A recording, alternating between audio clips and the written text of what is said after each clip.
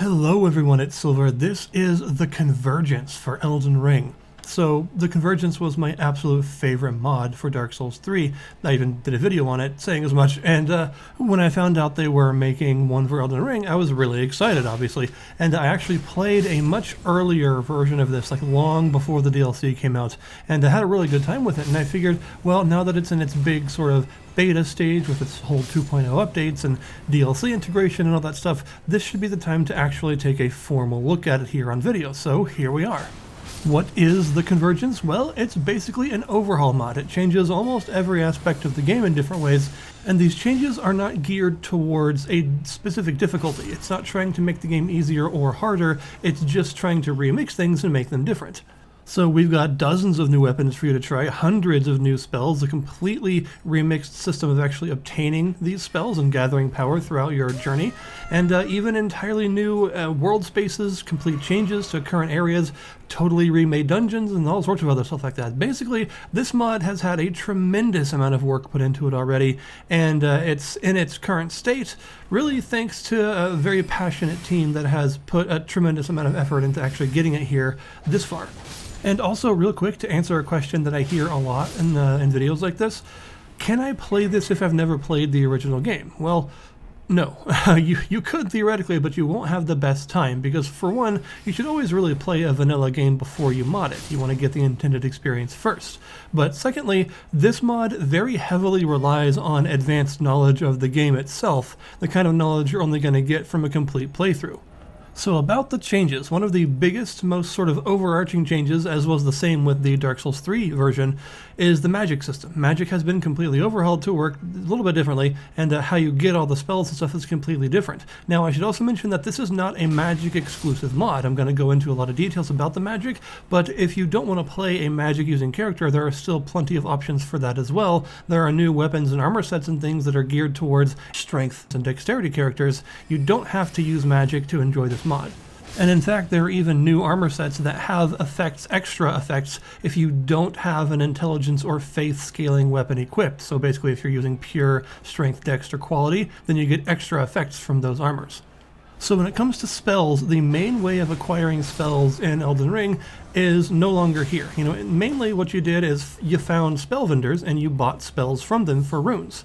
And you would, of course, find some books and scrolls and prayer books and things like that that you could bring to the various spell vendors and give to them, and that would expand the repertoire of spells they have available for you to buy. However, this whole system is no longer the case. Instead, you find these runes. You know how whenever you cast a spell in Elden Ring, a rune pops up in the air for just a second that shows you the sort of school of that spell, like the big glintstone symbol or the night magic symbol, all those? Well, those are runes, and you can find runes that look like that of various rarities in the world in different places that are thematically relevant to that style of magic. You then consume the rune, and it gives you a list of spells all at once. So every time you find a rune, you're actually getting multiple spells at a time whenever you use it. And some familiar areas where you used to get certain spells are often now sites of getting new runes. Like, for instance, that Everjail where you fought that guy named Adon, Thief of Fire, I think it was, who used that Flame of the Fell God incantation against you. When you beat him in the vanilla game, you got that incantation to use against your enemies. But in this mod, instead, you get a rune of the Fell Flame that has that spell in it, as well as 4 others. And you can tell the rarity, the sort of tier of a given rune by the name of it. So it'll start with things like faint, and you'll have like glowing, shimmering, shining, things like that, that sort of detail to you how advanced that rune is. And more advanced, higher rarity runes give you higher level spells with higher requirements. And there are now tons of different schools of spells that you can use. If you think, pretty much any type of spell that was in the vanilla game has now been expanded to its own school. So you have the ones that you already had, like glintstone spells. Even those have been expanded, so there are even more than there already were, even though there were quite a few already. But then you've got, the night magic spells, which work a little bit differently. There were a few of those, like ambush shard and things like that, but now there are a lot more of them. And then you've got, of course, the Fell Flame stuff. You have Dragonkin spells, which are all the frozen lightning spells. There are a bunch more of those now, which are super fun to use.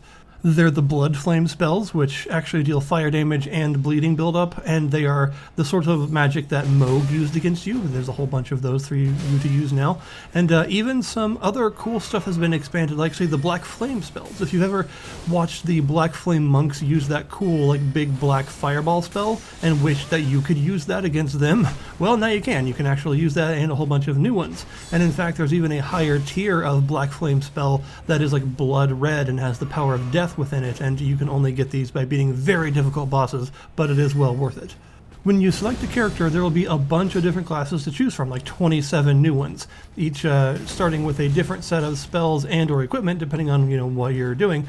And they also have their own starting position in the world, so you don't just start at the Chapel of Anticipation and then go and fight the Grafted Scion. Instead, you start in that room initially, and then you leave it and get teleported to a specific starting place in the world. For instance, with my current character, I started as the Vulcanist, which is a sort of Ent, Faith, Fire Mage kind of build. And you start out in Caelid as a Vulcanist, kind of near the Caelid ruins with those big flaming walls and all the wandering corpses and all that stuff that's near the sort of Limgrave border. But also, importantly, where you start will have some stuff for you to loot. You'll find the faint rune of that particular spell type. So if you start as that character, then the faint rune will simply have the spells that you already start with, so it won't be useful to you. But if you find another class's starting position, you'll be able to get their starting spells instead. But more importantly, in every starting position, there will be 2 notes for you to find. These notes will just be in your sort of normal note and map inventory, and you can view them at any time. One of these notes will be weapons. It will show you a list of weapons that are specific to that class's type of build and where you can find them. Just give you a general location as to where you'll find that class's different weapons around the world. And the other one will show you a list of where you're going to find all the other runes of that class's spell types in the world. So right from the beginning, you'll have a nice bit of progression to look forward to as far as getting all of your fancy, shiny stuff for your class and stuff. It gives you a nice list of places to check. This is one of the reasons why I say the game relies heavily on knowledge of the complete game previously, because you're not going to know where these places are or where to find these bosses and stuff if you haven't played the game before. If you choose a non-magic class, you still have 2 notes to look at, one of which is still the weapon notes for that class. The other one, though, will be an armor set note that gives you access to several armor set locations that would fit that character build. And then after that, you're kind of off on a big, wide adventure. The world has been sort of cracked open in a couple of ways, by which I mean you can sequence break a lot of stuff and go to places early that you normally wouldn't be able to get to. The way the world is structured now has changed a bit to encourage you to explore in whatever order you please. So not only are you often going to start in a place that isn't in Limgrave, but there's also other things, like for instance the 2 grand lifts that normally use those medallions in order to activate. Those are just activated at all times now. It acts as if you have all the medallions, so they just work whenever you get to them. But probably the biggest example of this whole cracking the world open thing is the fact that there's a new system of Erd tree networks. Basically, all those minor Erd trees around the world, the big, tall, shiny trees that have one of those Erd tree guardians at the bottom of it that you beat in order to get some crystal tears from them? Well, now a lot of those bosses are no longer Erd tree guardians, but are something else. Many of them are unique bosses, some entirely new, some repurposed other enemy types and things. But yeah, there are a lot more different guardians of these minor Erd trees now that you can fight. But when you do fight one and beat it, a little golden way portal next to the tree will activate, and this is the Erd tree network. You can use this portal to go to any of the other minor Erd trees around the entire world whenever you want, even ones that you haven't been to yet. So you don't actually need to activate the portal in order to teleport to it. You only need to activate the portal to teleport from it. So if you want to go start your game straight from Limgrave, go over to the Mistwoods area, beat that Guardian, and then teleport yourself directly to Deeproot Depths and start doing all of that right from the beginning, you can do that. I have no idea why you would do that, but you totally can, and that's the cool part. So you'll find that your trip throughout the game's world is going to be vastly different from your vanilla gameplay trip through the world, because pretty much all of the gates that are in the way that cause you to need to do certain bits of content first are just not there anymore, so you can kind of explore in whatever order you like. But another thing that's going to be drastically changing how your adventure works is the fact that almost all of the dungeons in the game have been changed in some way. Some of which have been changed in relatively minor ways, like just changing the types of enemies that inhabit it, for instance. Some of them have been changed completely and are completely unrecognizable different dungeons now. So when exploring some of the side content like the catacombs and the cave dungeons, you'll find that most of the time they're now themed from a specific faction. So, this one is Rot themed, this one is Fellflame themed, this one is themed around the Kaiden Sellsword, stuff like that. They're all themed around a specific type of enemy or force. And you'll find that most of the dungeons do this now. They all have a heavy theme of one specific faction or type, and they will be populated with enemies relevant to that type of faction. This does mean that sometimes the bosses are also changed, but sometimes not. Like, for instance, the area where you normally start the game, the tutorial area with that tutorial cave that you go through that teaches you how to play the game, and then there's that hero's grave up at the very top of the stairs that needs a couple of keys to unlock, so most players don't do it at first. But it's a hero's grave, so it's a pretty difficult dungeon. Well, those are now completely different. You can't just get to those as easily now since you don't start at the Chapel of Anticipation anymore, and instead you start in another part of the world, and you can't just go back to these areas because now the geometry has changed a bit so that some of the doorways are blocked and stuff that you can't get to these places as easily, and you got to go kind of around. So, for instance, if you want to do that hero's grave, it is now a completely Nox-themed dungeon. So the whole thing is now themed around the Eternal Cities and Nox forces. And if you make it to that tutorial cave, it is now called the Stranded Graveyard, and it is a relatively difficult dungeon that's based around aberrant, like blood, sorceries, and things. So it's actually a pretty challenging place to go through. One of the most impressive changes to me, though, was Caria Manor. Caria Manor is still in the game, of course, but it is not the same dungeon at all. No part of Caria Manor exists in its original form. It's all completely different now. It has a crap load of new geometry, a whole bunch of new areas to go to, totally changed areas that were still there previously, and 2 bosses, neither of which are Loretta. You do go to the moon gazing grounds, to where you normally would fight Loretta in the vanilla game, and now there is a different boss there, someone totally new. And that area doesn't lead out to the Three Sisters anymore like it used to. Instead, that's only halfway through Caria Manor. You still have the other half of the dungeon to go. That now leads up and around in completely new places that the previous dungeon never reached to, and finishes off with a much more difficult boss that actually drops a remembrance because they're that hard. They're one of the more major bosses. And going up to that area that's sort of north of the manor, fighting that final big new boss, that is actually what allows you to go to the Three Sisters and potentially talk to Ronnie or whatever else you might want to do up there. This is a pretty common thing I've noticed with pretty much all of these smaller, like mini legacy dungeons. They've been changed quite a lot. So that's where they have a lot of new geometry, a lot of new areas, entirely new enemy encounters, and oftentimes completely redesigned bosses. Redmane Castle is like this. Redmane Castle works a bit different. It's a lot less changed than Caria Manor, but it is still changed. How you go through it is different. Doors that were previously locked are now open by default. New ladders lead to new pathways that weren't there before, things like that. And it eventually culminates in a new boss that is completely different from the boss that was originally in that room. Originally, for instance, you had to do Ronnie's quests up to a certain point to get that statue, that hourglass-like statue, that you would take to the Carian study hall to flip it upside down, and then do the upside-down version of that dungeon to get to the bridge to the Divine Tower of Liurnia. Halfway through, you would fight a Godskin noble, and then you would go on the lift and go to the top and see Ronnie's body up there and stuff. Now, this is totally different. Now, instead, you don't get the hourglass statue thing from Ronnie. Instead, you get it from exploring the normal version of the Carian study hall. So you sort of complete the right-side-up version, which allows you the key to do the upside-down version.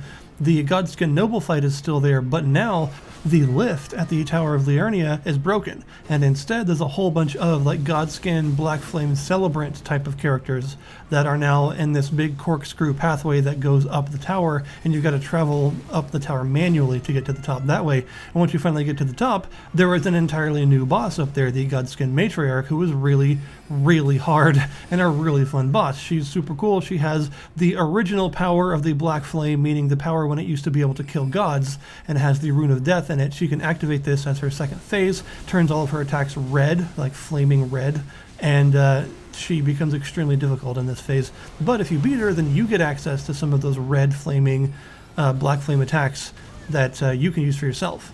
There have been significant changes to spirit ashes as well, by the way. For one, you'll notice that you can summon spirit ashes almost everywhere in the world now. And like pretty much in all the places that you could co-op with actual players, you can also summon those ashes, and even in more areas than that sometimes. Most places are summonable now, which is pretty cool. However, there is a new heavy cost to using ashes, because before they cost FP, and as long as you had enough FP to summon them, you could ring them up and they would show up.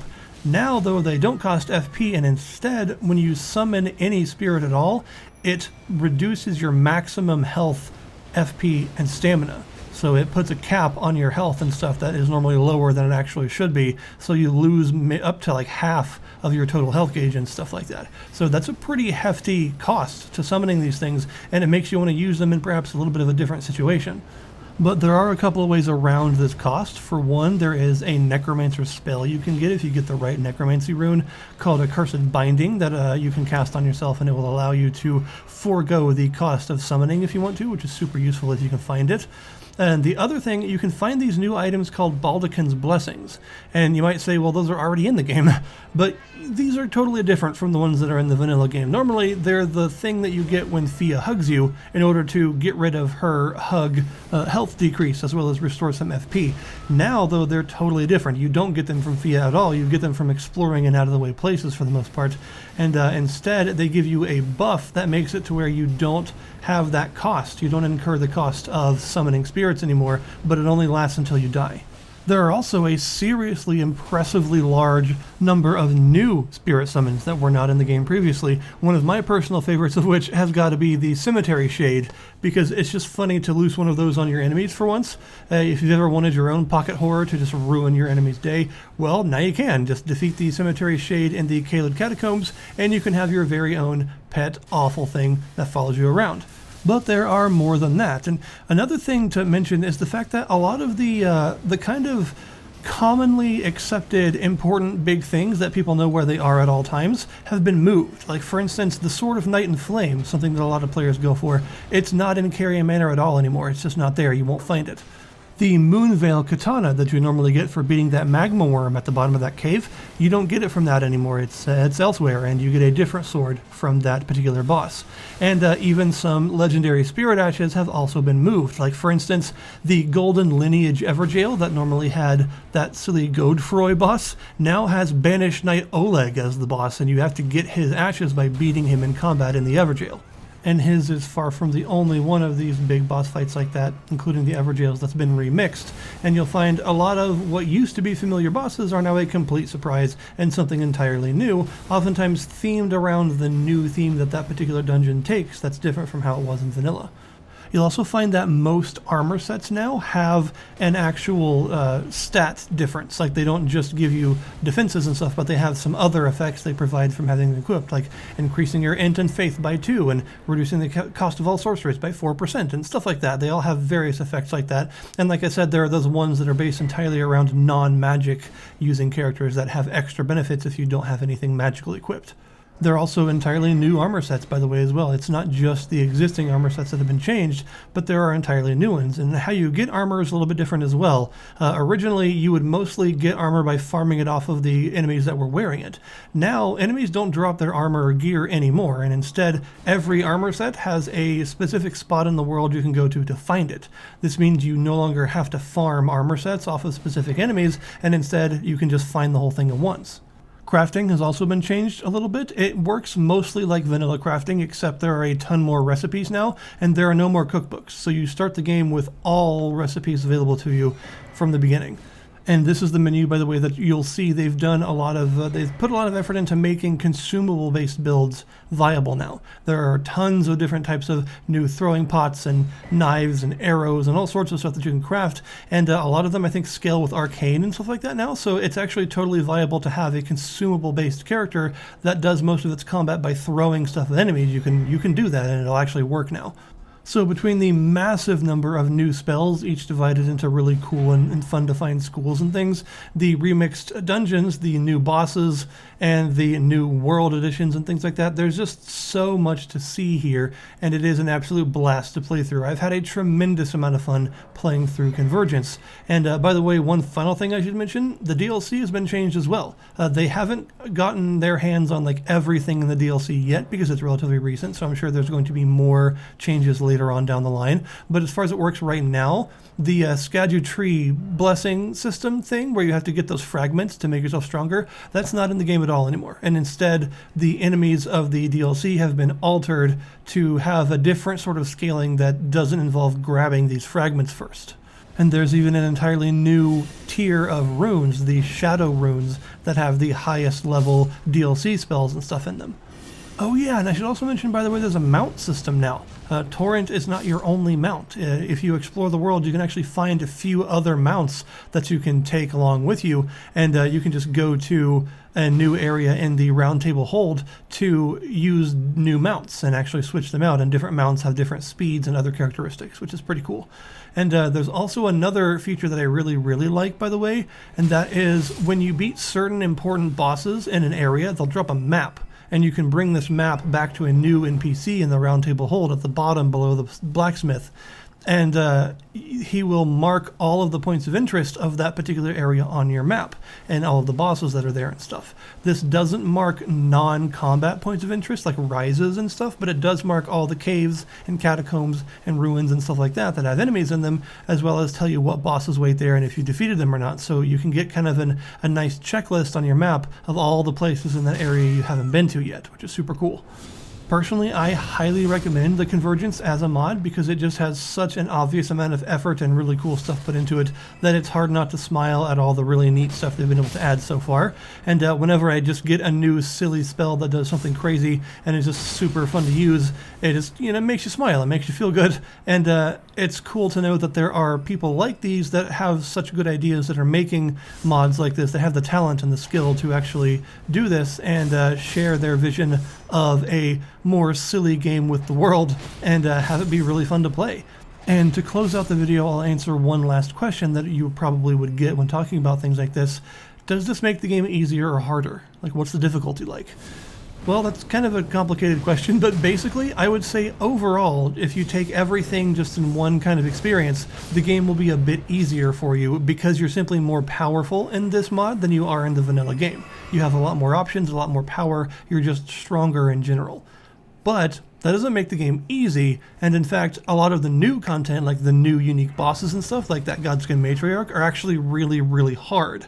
And some of the dungeons and areas like that have been newly changed and newly balanced, they are harder than their vanilla counterparts. So basically, this is a mod where it is overall probably a bit easier than the vanilla experience, but it also has some peaks and valleys where the peaks, the new hard parts, are quite difficult as well.